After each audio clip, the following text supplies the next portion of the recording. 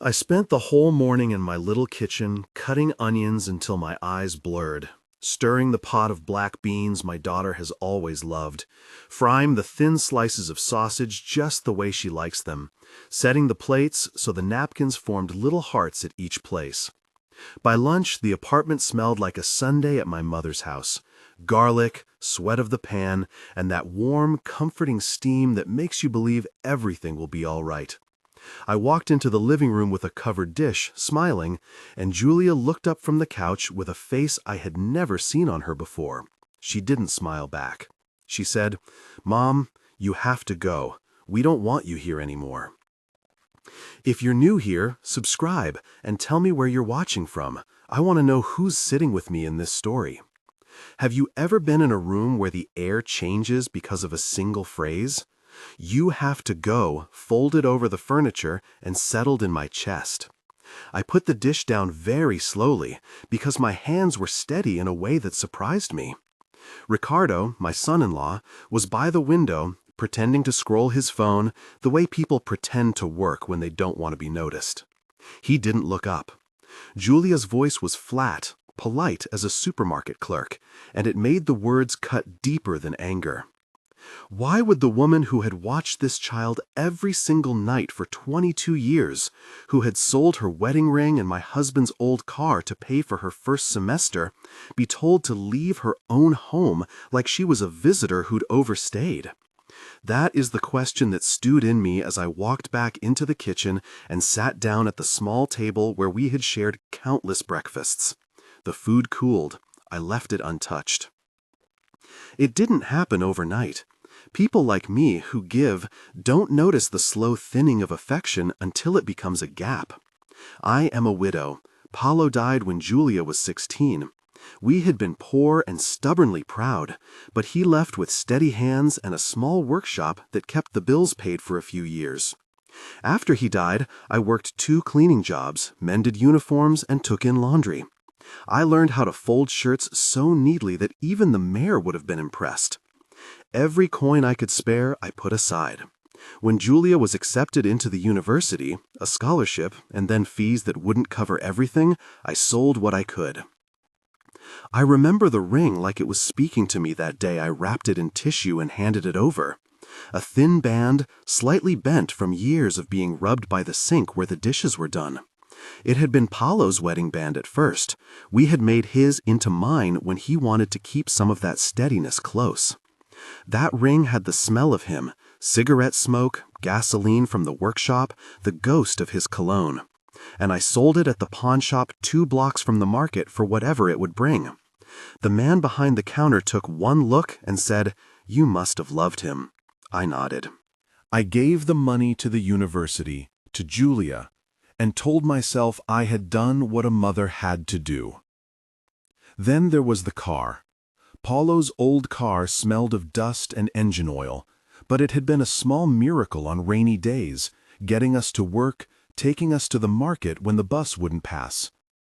When I sold it, the buyer drove away with the radio blaring, and I stood in the parking lot counting the bills in my hand as if the numbers could be made into a new future. I paid for Julia's exams, her textbooks, the deposit for the apartment she eventually moved into with Ricardo. I watched her climb. Every time she reached a rung, I pretended not to notice how thin my hands had become.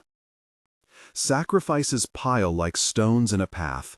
Sometimes you don't notice until you're standing at the edge and the pile is high behind you. For years, there was pride in the work. People in the building would nod. Dona Celia from the floor below would bring over a slice of cake when I worked late and say, "You're doing God's work." The women from church slipped envelopes into my hands. I never asked anyone for anything I didn't need. I simply did what parents do when the cost is high and the child's life seems worth it. After Julia married, things shifted. It began with little cold currents. At first, it was me being out of sync with their new taste, the way Ricardo liked his steak cut, the furniture being too old-fashioned, the way our conversations felt like I was reading from a script I couldn't remember. Then it moved to the rituals of family that matter most to a mother: Birthdays, celebrations, small proofs of love. One summer, I prepared a big feijoada because it was the dish her father loved, and I thought it would be a way to keep that memory alive. I cooked the beans slowly, browned the sausage, squeezed limes until my knuckles cramped. When I served it, Ricardo made a face like he had bitten a lemon. "It's a bit heavy," he said in front of guests. Julia laughed politely and changed the subject. That laugh made the spoon drop in my hand. There were other moments that stacked like small, sharp stones. The birthday of one of Julia's friends. The door stayed closed. She arranged the party without telling me, and when I poked my head into the kitchen to laugh with them, I was told there wasn't room. Her birthday cake, the one I had ordered and had the girl's grandmother frost, was placed on a side table with a small, neat note. "Thank you for the cake. We prefer to celebrate without extra people." I remember standing on the landing, looking at my hands and thinking, is this how a mother is repaid? The worst, perhaps, was the night I spent in the hospital waiting room while Julia had a procedure and they called for family contact. I sat under the fluorescent light, the TV murmuring useless things, and when she came out, her face was pallid from anesthesia. I reached to hug her, and she stepped back. Ricardo stood between us and said something about privacy and boundaries. They left without a word of thanks. On the bus home, I cried in the seat, hot and unheard, thinking of the nights I had held her when she had fevers as a child, the way a mother counts breaths to make sure the child remains alive. The absence of a call the next day was the hollow sound that confirmed the fracture. Each humiliation is an ember that later ignites. I tried to speak, softly at first. I suggested we sit and talk, that I felt hurt. They would answer with a shrug or a flippant, "You're too sensitive, Mom." Friends from church whispered supportive phrases but looked embarrassed to take sides. I learned to stop showing up at family dinners. I stopped making a fuss over holidays. You learn to shrink yourself until you are small enough to fit where you are allowed. But one afternoon, after a birthday where they chose to celebrate in another city without telling me, I was in my small bedroom looking for a photo when my hand closed on a drawer full of old papers. Old papers are dangerous things. They hold the history no one can deny. I opened the drawer because a certain memory, the feel of the paper, the coffee-stained receipts, called to me like a bell. What I found were receipts, a folder of stamped documents, and a copy of the deed to the apartment where Julia lived. I sat down on the bed and the room spun in a way that had nothing to do with heat. At first, I thought the papers were nostalgia. The contract for the university, a note from a landlord, cookbooks scribbled with my handwriting. Then I saw a name I knew like a private password, mine. My name was there as co-owner. The document showed that when the apartment purchase had been made, years ago, when I had given the down payment, my contribution was recorded on the papers. The receipts listed my payments. One even had the little square stamp from the broker's office. There was a number, not a fortune, but a clear fraction, 1/3. If you had told me that piece of paper would feel like a small lever that could move mountains, I would have laughed. I had always believed family was enough, that love was currency superior to ink. But ink is stubborn. The document didn't argue or apologize, it only existed. I sat with it and felt a peculiar kind of relief. I felt less like a ghost. This was proof, not of ownership of a life, but of the fact that I had contributed in a way the world could not ignore. I did not rush to fury. I called Dr. Marcello because I have known him for years through church, and a cousin of his had once lent me a ladder when I needed to paint the hallway. He is a careful man, not a florid speaker, the kind of lawyer who explains things as he would explain them to his mother. I took the folder to his office and watched his brow unfurl as he read. There is a moment when a professional reads a document and the room shapes itself around that knowledge. His hands were calm, but his quiet made the facts heavier. "What we have here," he said, "is a recorded contribution. It was enough to include you as a co-owner in the registry. That gives you legal standing. It means you are not merely a dependent, you have a share." He said it slowly, like something sacred. He did not use the word confession at first. He simply explained the situation. The deed had her name, the receipts proved the money had come from her, and the records were stamped. Then he leaned back, and, with that same quiet voice that had steadied me when I needed papers signed after Paulo died, he said, "This changes the options." He told me plainly and without ceremony what could happen next. In the law there are tools. One of them is a notification, a formal request giving the co-owners a deadline to resolve ownership issues among themselves. He explained, in a sentence I have kept since, that the notice is not a threat, but an opportunity to preserve dignity. Either they pay you for your share, or the share can be put at risk through a forced sale. It was practical, blunt, and not cruel. He stressed that legal measures are not revenge. They are boundaries with consequences. The words "you have a share" and "you have rights" are two things that feel very different when you have hugged them for years. Rights are not the same as love, and that distinction mattered to me. I did not want to uproot my daughter's life with a public fight. I wanted recognition, not to be erased. I told Dr. Marcello that I would like to try a peaceful resolution, but that I could not continue to be ignored. He prepared a document that would be a 30-day notice, a clear deadline, a simple choice. Buy her share, or we will move to protect it through legal channels. That phrasing is dry, but it carried the weight of something I had lacked, my name acknowledged. Before delivering the notice, I told no one. I wanted to carry my resolve quietly. I went to the church and sat in a shadowed pew and felt the wooden slats under my fingers. The ladies from the group came to sit beside me one by one, not asking but simply being there. Dona Celia brought over a thermos of coffee, her eyes wet but steady. The community that used to nod now looked me in the face.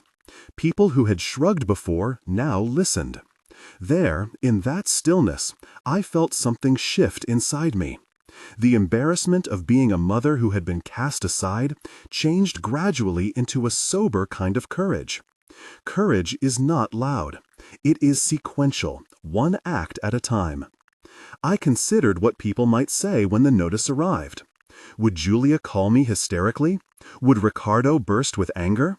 Would the neighborhood gossip or step in to smooth things over? There were risks. Legal action, even the possibility of it, invites judgment. But what I kept returning to was this: boundaries are an act of love toward oneself. To tolerate being treated as a non-person had become a betrayal of the lessons my husband and I had taught by example: work, honesty, and holding one's head up. When the notice was printed and signed, simple language, date spelled out, and offer to discuss payment arrangements, I felt a steadiness. Delivering it was not an act of malice, it was a statement of fact. I asked a neighbor, Oswaldo the doorman, to hand it over because sometimes a formal thing delivered by another head, even a doorman, has less drama than a woman who is breaking inside and trying not to show it. He agreed, gruff and sincere. He slid the envelope into their mailbox as if it were any other parcel, and he knocked the way doormen knock, with small dignity. That afternoon, the building hummed in a way it never had before. People looked at me differently as I passed in the hall. The women from church called and asked if I was all right. A cousin came by with soup. The social validation was not what I had sought, but it made an unexpected difference. It was as if the neighborhood, being a witness, made the whole thing less shameful. When community sees you and does not avert its eyes, something in the world rearranges to make space for you. The days that followed felt both long and precise. The 30-day clock, Dr. Marcello had explained, is not a sentence but a rhythm. It requires an answer, or it demands one. Each morning I woke to the sound of my kettle and the same spot on the table where I had turned down the beans that first day. It reminded me of the small holds we keep on to our daily life. I found myself doing ordinary things with a new calm, sweeping the floor, watering the plant on the balcony, arranging the plates in the cupboard. It was as if by being ordinary, I was reasserting a life that had nearly been dismissed. Neighbors whispered. Teresa, Ricardo's sister, left a note under my door that read, "We miss you." It was not the same as being invited back to the table, but it was an acknowledgement. People in the elevator who once hadn't seen me now pretended that everything between us had been normal. That was a strange balm. For the first few days, Julia did not return my calls. I left messages that were careful and small. "I hope you are well. Can we talk?" No answer. On day 3, the tension spiked when I saw Ricardo in the lobby heading out, the envelope folded in his hand like a piece of luggage. He passed me without meeting my eyes. He did not have to say anything. The way he carried himself spoke in paragraphs. The building watched us. On day 4, I received a text from an unknown number that read, "You should not have done this." It hurt more than scolding from Ricardo. Anonymous disdain has no face to look at when you need to measure the other's remorse. At night, I would replay past conversations like a record you can't turn off. I asked myself what kind of mother I had been. Easygoing, perhaps too permissive, always ready to help. But there is a line between being generous and being erased. When you give and then step back and find there is no recognition, you realize the need to claim the name you have earned. The 9th day was a quiet edge. I woke before dawn, made coffee, and watched the city wake like a bruised thing turning to light. I did not check my phone every hour, as I had been doing the first few days. I learned that expectation is a slow burn that scorches more than patience. The mailbox remained slack with the rumor of the papers, nothing more. People in the stairwell kept their conversations thin and practical, like a knitted sweater that keeps you warm but does not embrace. I went to Dr. Marcello and sat with him while he reviewed a reply draft in case they attempted negotiation. He had prepared words that did not humiliate and did not cower. I will not pretend I slept well that night. I thought of Paulo and of the ring sliding hands across the pawnshop counter. I imagined him, if he were alive, saying only, "You did what a person must." I thought of Julia as a child running across the park with her hair in a messy ponytail, and thought, how did we get here?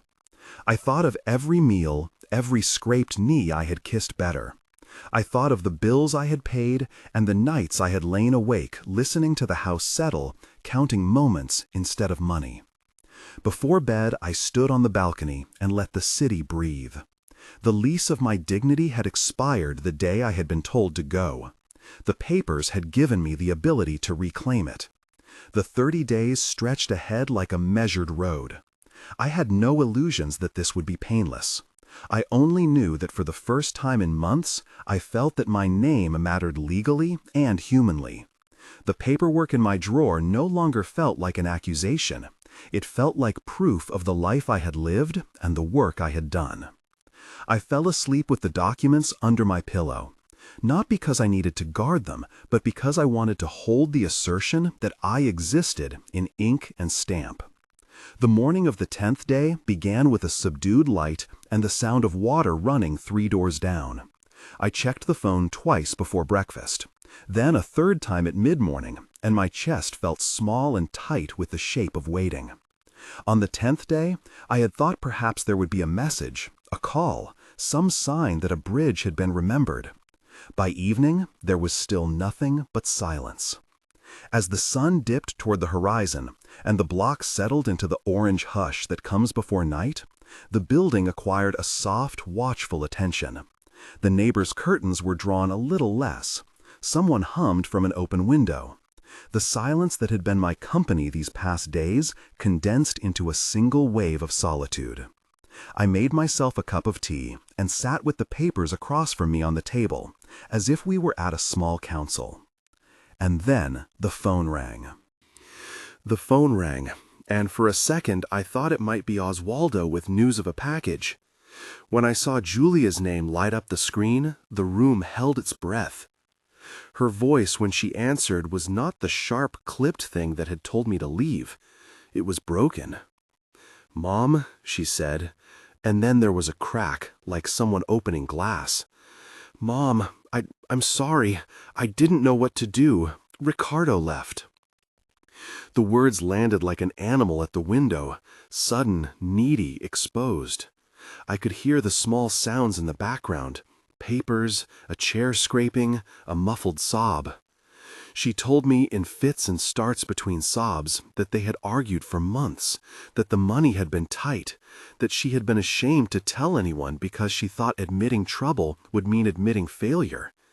She said she had been angry about the notice, that she and Ricardo had fought about it, and that night he had taken a bag and walked out, slamming the door in a way that made everyone in the building flinch.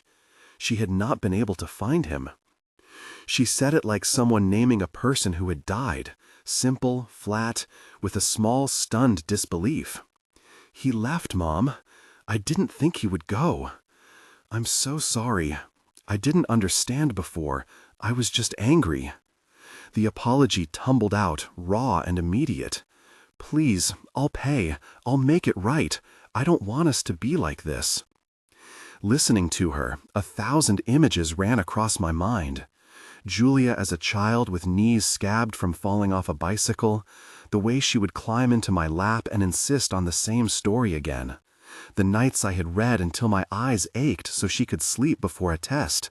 The months of extra work while she attended classes. None of that justified the way she had closed me out, but memory has a way of making the present ache differently. I felt the old tenderness and the sharpness of the wound both at once. I answered slowly. I did not scold. My voice needed to be the steadier thing between us. "I heard you, Julia. I heard you say you're sorry. I heard you say he left. That does not erase what happened." She sobbed then, a sound that shook her words into single, pleading syllables. "I know, Mom. I know. I was selfish.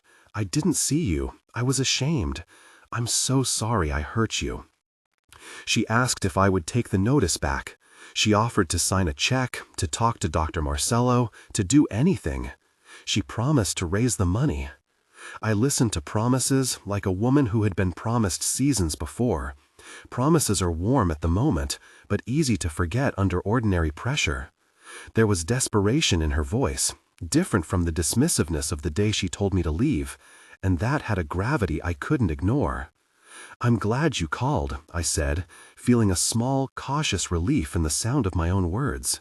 "I'm glad you told me the truth. We will talk. But this is not about a check or an apology and then forgetting what happened. It is about acknowledgement. It is about your recognition that you cannot slide me into the background when it suits you. I will accept a resolution if it is real. I will not accept an apology that is only words." She agreed, through tears and a voice that kept catching, to come by the next day to speak in person. I told her I had accepted the call because I wanted to hear her, not because I wanted to decide things immediately. She promised she would not let another day pass before she tried to get the money together. After we hung up, I sat in the chair with my hand pressed to the place on my chest where something still felt bruised. The building hummed around me as if nothing had shifted. I made tea again because doing something ordinary is a kind of prayer. Sophia from the church group sent a text asking if I was okay. Dona Celia arrived without being asked with a bag of rice and a look that said she had been waiting at the window for my news. Word is a peculiar thing in a small building. It travels in glances and in the soft slip of notes under doors. The notice had announced to the block that something was happening. The phone call made it clear that the wound was wider than the papers could show. In a way that surprised me, I felt seen. That sight steadied me even as it made everything more real and irrevocable. The next morning Julia came.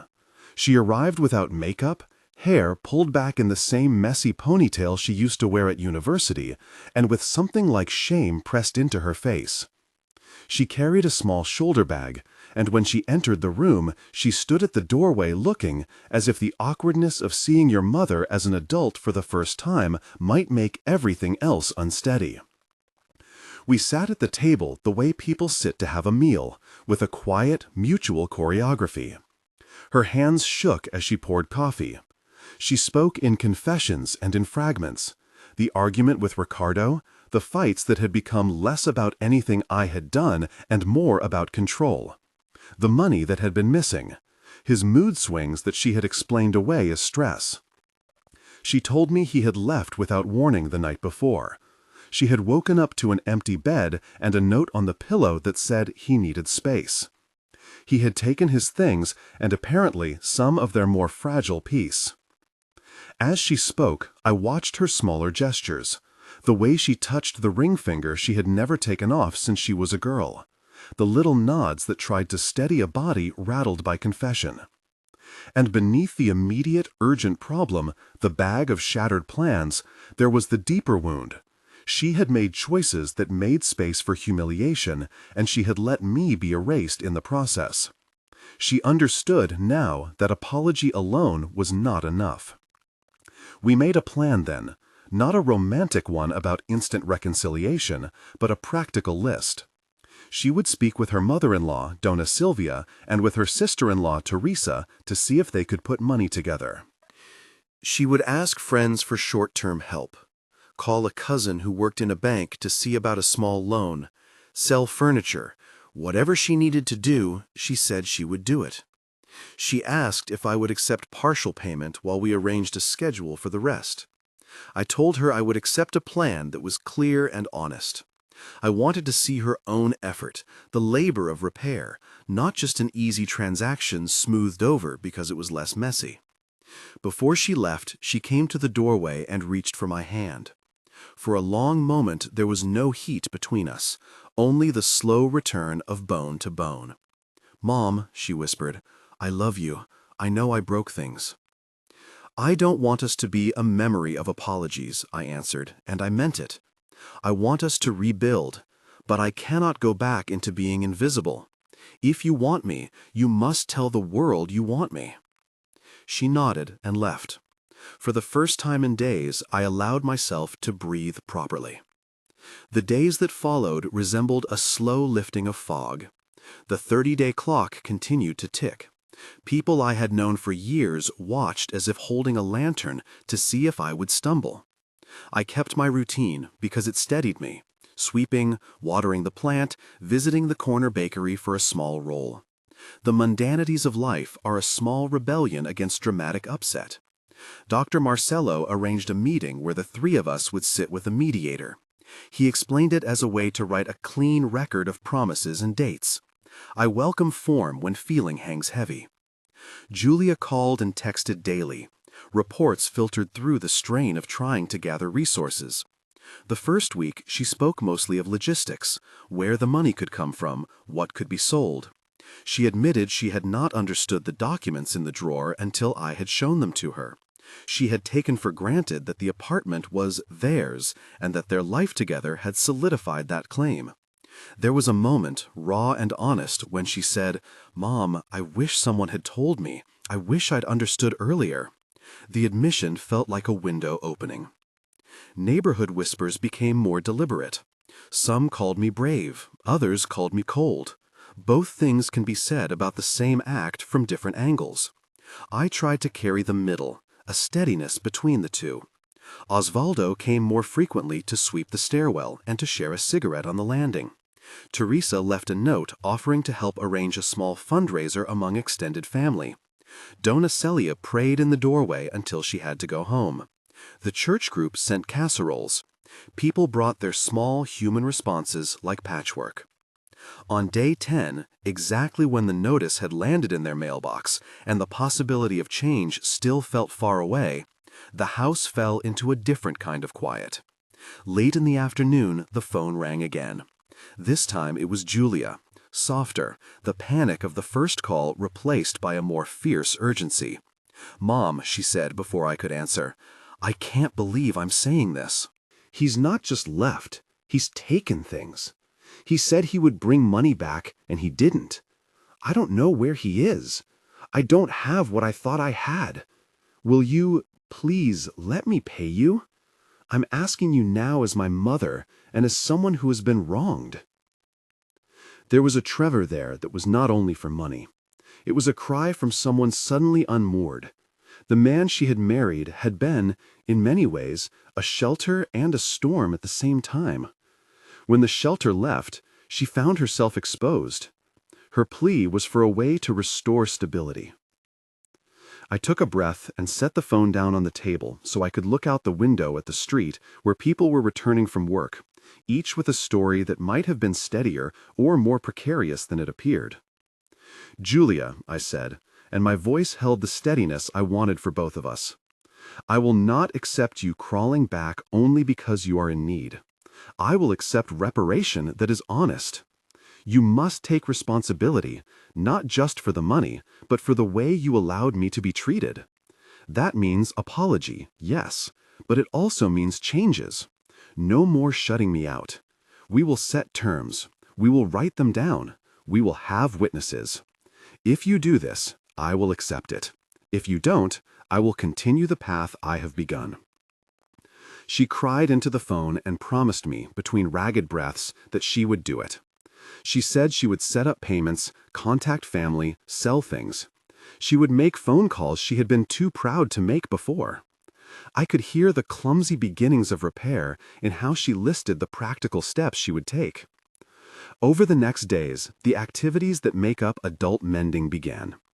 Julia spoke with her mother-in-law, who apparently had been surprised and upset when Ricardo left. Donna Sylvia contacted me with a hesitant voice and an offer to help her daughter. She said she had not known how to interfere, but now wanted to help bring resolution. Teresa organized a small meeting with cousins who could help bridge a loan.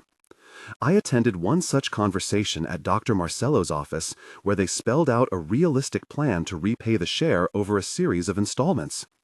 There was a written promise, signed by Julia and witnessed by Teresa, a small piece of paper, but heavy with intention. For the legal process, we chose mediation and a private agreement validated by Dr. Marcello rather than pushing immediately into public courts. I wanted to avoid the spectacle, to preserve what dignity remained. This is an important note. The notice had been a tool, a lever. It had made possibilities real. Some utilized the threat of legal measures as justice's loudspeaker. I used it to make an eventual peaceful settlement possible. If people asked, I said as much aloud. I wanted recognition and fairness, not a spectacle. The days between the formal notice and the signed agreement were emotional geography. Peaks of anxiety, plateaus of hope, valleys where old hurts rose. On one afternoon, a neighbor came by holding 2 small paper cups of coffee. He gave me a look that said he hadn't always understood my side. "You did right," he said before I could answer. The simplest of affirmations, spoken without note, carries a surprising gravity. Julia worked relentlessly. She sold a bicycle she had loved, 2 pieces of furniture, and, in a move that felt to me like humility, she arranged a small market stall one weekend to sell second-hand children's books she had kept from the time she taught.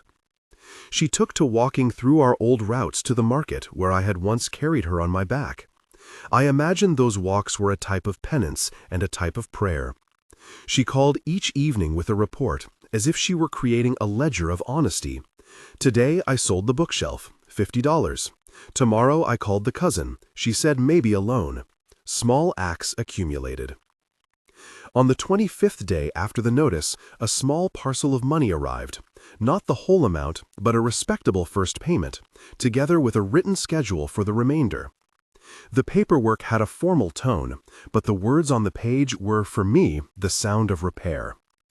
The agreement included clear dates and a clause for mediation if any party felt the schedule needed revising.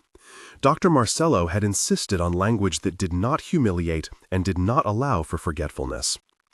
When the first transfer came through, I went to the balcony and watched the sky as if the weather could confirm the meaning of what had happened. I did not feel triumphant. I felt a quiet restoration. It was not revenge, it was acknowledgement. I wrote a short letter to Julia, simple, concrete, not sentimental, thanking her for the steps and asking for continued honesty. She called me minutes after opening it and laughed into the phone as if she could not believe relief was permitted. The building reacted to the shift with an almost conspiratorial softness. People came to greet me with extra kindness, as if cautioning against relapse. But something else had changed too, my own posture. I found I stood a little straighter in line at the market, that I no longer pressed my chin to my chest in a way that had been habit. The money was important. It paid for an acknowledgement that had been denied for years. But the claim itself, the recognition of my name on a legal document, had been the heavy thing that moved me. When the full payment finally arrived, it was not a single thunderclap of cash. It was a series of motions, bank transfers, a small private loan paid by a cousin, a few items sold, contributions from a mother-in-law who said she could not bear to see two women in a family torn. We documented everything. I insisted on receipts because I needed the ordinary clarity of numbers to make peace with the emotional turmoil that had been stirred. With the funds settled, I could breathe in a different register. I did what I had been promising myself in quiet moments. I bought a small apartment of my own.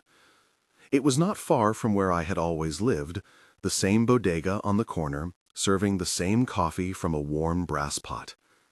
The new place was modest, a one-bedroom with a small balcony that looked onto a street where neighbors trimmed their plants. There was a slight musty smell when I first walked in, and paint that needed scraping, but the keys felt like the hinge of a new life when I turned them in my hand. Moving day was a slow, gentle parade. The church ladies brought casseroles and fresh towels. Donna Celia pressed a faded tablecloth into my hands and cried the way women cry when they are glad and sorrowful at the same time. Oswaldo helped carry a box of plates and told me, with a kind of blunt affection, that if I needed anything, I should knock.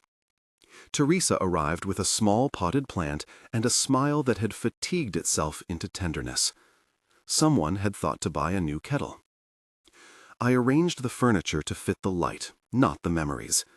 I painted one wall a soft, honest color, something that made me look forward to morning. The first night, I made myself a simple stew and ate in the small kitchen that was finally mine to keep. It was the same daily life, yes, but with a new boundary. I would not let myself be erased again. The deed to the new apartment sat in a folder with the other papers from the long process. I read it as if it were a prayer. Julia visited, as our arrangement allowed. Our reunions were not dramatic reconciliations, but small, attentive meetings. We arranged to have dinner once a week, sometimes at my place, sometimes at hers, with rules we both agreed upon.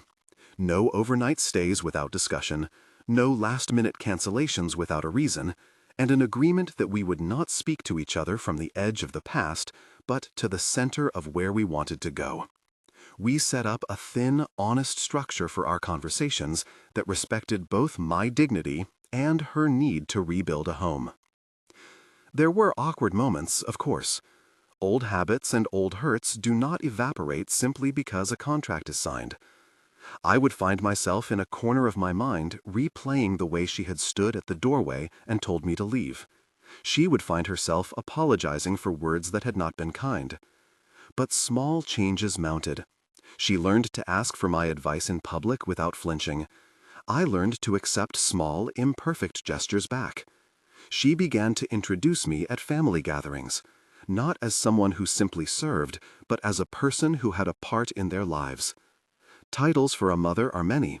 I wanted mine to include partner in the making of a full life. A year later, we sat in my small living room with cups of tea and a soft shawl thrown over the back of a chair. We talked about the ways we had both changed, the small humility that comes when life unravels and re-kits itself differently. She told me, with a voice that trembled less now, that losing her marriage had been the greatest teacher. "I thought silence could keep me safe," she said. "I was wrong. Silence made me small, and I made you small by letting it continue." "That is true," I answered, "and it's also true that you found your way back. That matters more than a single apology can hold." There were moments of confession in our talks, less theatrical than the first flaring outrage, and more of the daily accounting that makes up love rebuilt. Calls returned, invitations accepted, a small card for Mother's Day that was not delivered with fanfare but was earnest. I made sure not to mistake a timid recovery for full restoration. I told her that reconciliation is a slow, honest labor. Forgiveness is not forgetting, but choosing to let the other show their change. Dr. Marcello remained a quiet presence in the periphery of the story. He did not become a figure of melodrama. Rather, his intervention was the matter-of-fact turning point, a professional explanation that a name on a paper can change a relationship in the world. People often think of the lawyer's confession as a drama of betrayal, an attorney admitting some secret wrongdoing. That was not what happened. His confession, as the title of this story suggests, was the revelation of a practical fact. The document in my drawer existed, and it meant something. He read it aloud and explained it, and the explanation shifted how the people around us saw the situation. It was not the moral equivalent of a thunderclap. It was like turning on a light in a room at dusk. The light showed the scratches on the floor, the dust, the places where someone had once sat and was no longer sitting. That visibility made it harder to pretend everything was fine. People have asked me since whether I felt guilty for using the law. It is a complicated feeling. I felt relief and a little shame at wielding such an instrument against my own flesh. But I also felt clarity. The law, in this case, was not my instrument of cruelty. It was the mechanism that prevented me from continuing to be erased. Justice is a cousin of dignity, and dignity needed to be repaired. I tried to use the tools in a way that would minimize harm while making real change. That is the only posture I can recommend from personal experience. Law used to create space for conversation, not to destroy. The neighborhood slowly returned to its steady rhythm. People greeted me in the stairwell without that curious pity that had once curled around me. The church group invited me back to lead a small tea after a Sunday service, not in a seat of honor, but as someone who had a small expertise in the art of persistence. I taught, as gently as I could, about saying no to behaviors that erase us, and about the quiet practice of arranging our lives so that we can withstand hurt without becoming less of ourselves.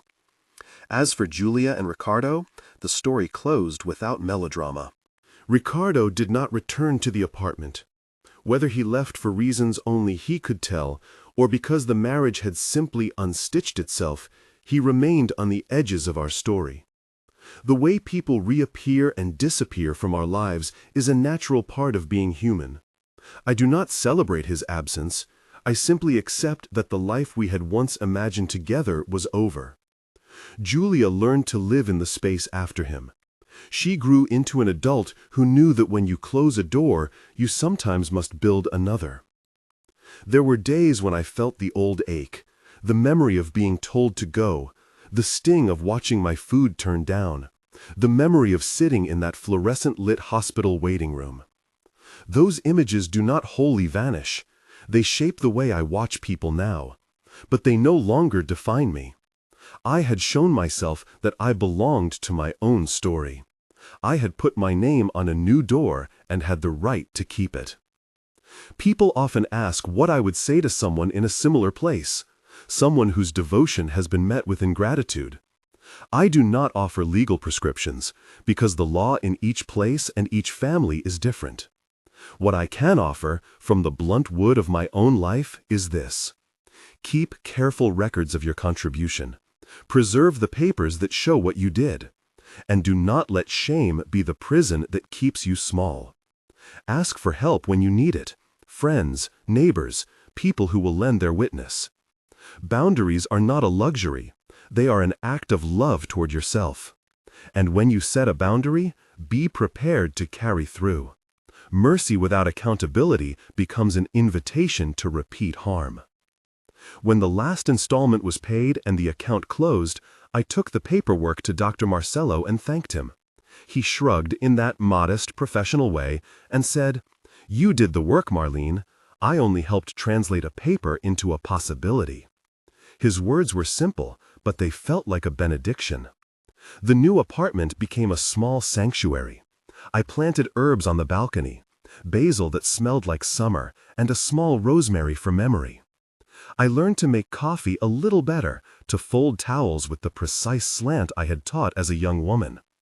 There is a dignity in ordinariness that I am grateful for.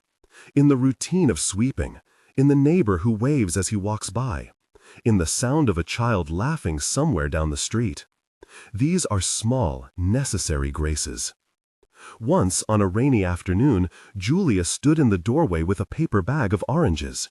She had not come to ask for anything. She had come to sit with me and to share a quiet hour.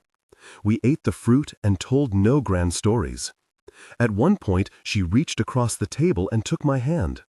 There were no grand resolutions, just the warm, ordinary touch of two people who, with time and effort, had chosen to keep seeing one another. "I am sorry for the times I made you feel small," she said again, voice low but steady. "I know," I replied, "and I am here." But remember this. Loving someone does not mean letting them erase you. Love is bigger than that.